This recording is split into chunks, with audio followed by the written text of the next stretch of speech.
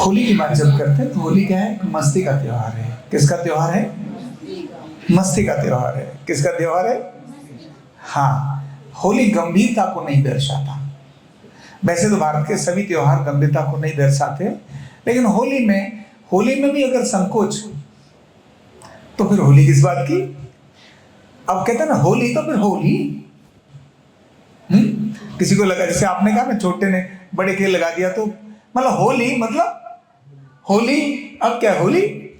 तो होली एक मस्ती का त्योहार है। और भगवान कृष्ण ने जिन त्योहारों को बहुत अलग प्रकार से मनाया उनमें से एक होली है ना।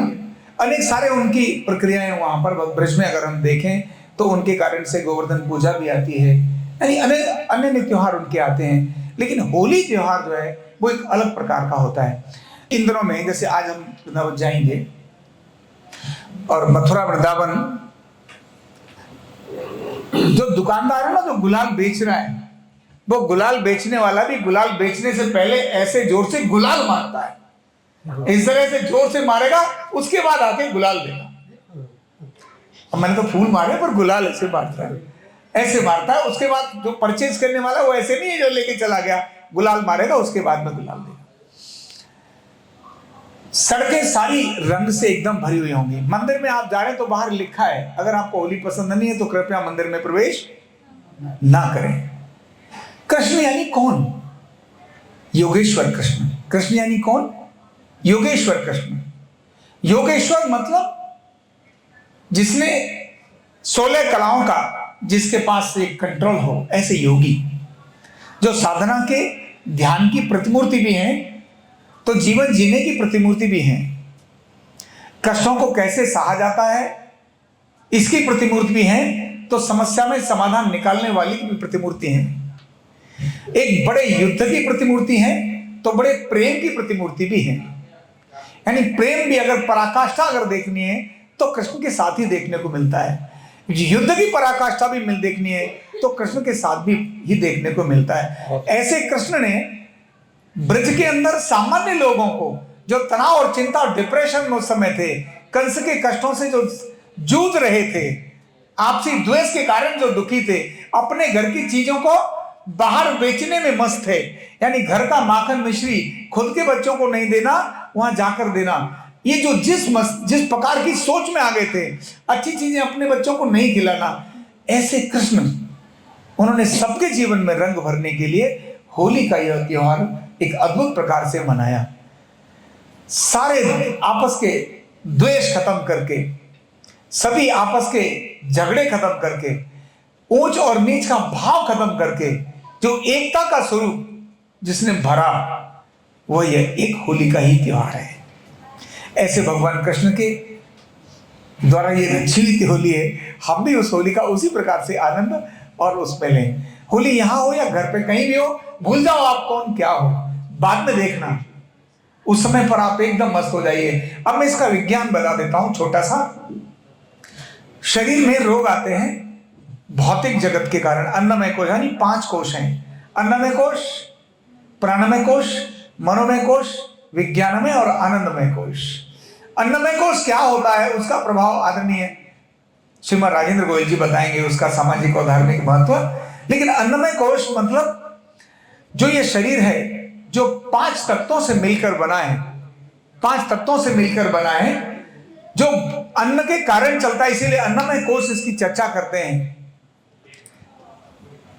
अन्नमय कोश की बात करते हैं। ये जो खाने भोजन से रोग आते हैं, कलर का सीधा संबंध इसके साथ है। लेकिन मैं आपको मनोमय कोश की बात करूंगा।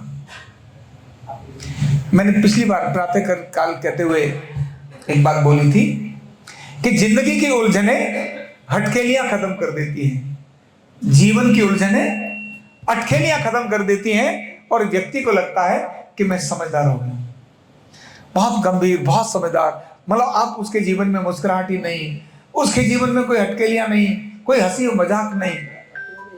ऐसा नहीं है। जो चेहरे पर जो 12 बज रहे हैं ना, इसका मतलब है कि जिंदगी की जो उलझन है ना, उन्होंने आपकी अटकेलियां खत्म कर दी है। इसीलिए हमेशा जिंदगी में अटकेलियां लगी रहनी चाहिए।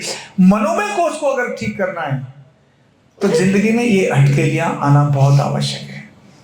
मन को ठीक करना है तो हटकेलियां, छोटी छोटी हंसी मजाक शरारतें ये बहुत आवश्यक होती हैं, बिना इसकी जिंदगी सूनी हो जाती है। तो ये होली का दिन इसी मनोमय विज्ञान, मनोमय कोश को क्लीन करने का, तनाव, चिंता, आपस की द्वेष, घृणा, टेंशन, इन सबको खत्म करने का एक बहुत अद्भुत त्योहार है ये होली का त्योहार। मनोमय कोश को भी यह ठीक करता है और साथ ही इसके इतने ही नहीं, अगले कोश भी हैं, विज्ञानमय और आनंदमय कोश, बुद्धि। होली में अगर मैं अपनी बात करूं तो मैं शरारती ज्यादा रहा नहीं, बहुत सीधे बच्चों में से रहा हूं, बहुत सीधे में रहा हूं। ये पूरा एक महीना हमारे यहाँ अलग प्रकार का चलता, उसमें होली जलाने से पहले होली रखने के साथ साथ होली, जो बड़े बुजुर्ग हैं ना तो थोड़ा सीरियस रहते थे, अब वो रात को अगर सो रहे हैं, अगर वो सो रहे हैं तो सोते समय किसी भी भैंस का, गाय का गोबर है ना, वहां से लेकर जैसे उन्होंने करवट इधर लिया तो उनके पीछे रख दिया गीला गोबर। अब वो जैसे करवट दूसरी तरफ लेंगे तो पूरा गोबर गोबर उनके घर में आ जाएगा। जो माताएं बहुत शरारत करती, वो मतलब बहुत चीखती चिल्लाती हैं, क्या करी खाए, गंदा करेगो, ये करेगो, वो करेगो। तो हम सोचकर प्लान बनाते थे कि किन के घर में नाली के जो प्योर कीचड़ है ना, शुद्ध, मतलब मिक्स नहीं, मिलावट कुछ नहीं, ओरिजिनल कीचड़ को मटके में भर के, और उनके घर में रात को कितने बजे फेंकना है जिससे कि वो भ्राम से आवाज आए और वो माता जी दादी जगे और बाहर निकल के गाली दे, और हम सब अपने शांत होकर सुन रहे, वाह मजा आ रहा है भाई।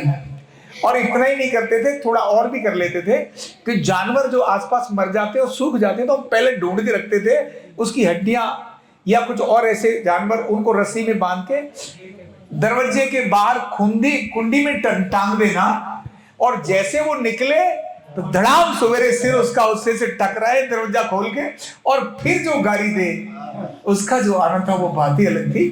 तो ये मनोमय कोश को शुद्ध करना आप समझ आ रहा है, तब तो पहले ये पंगे ही करते रहते थे। वो इतनी बात को बोल के बहुत बहुत धन्यवाद।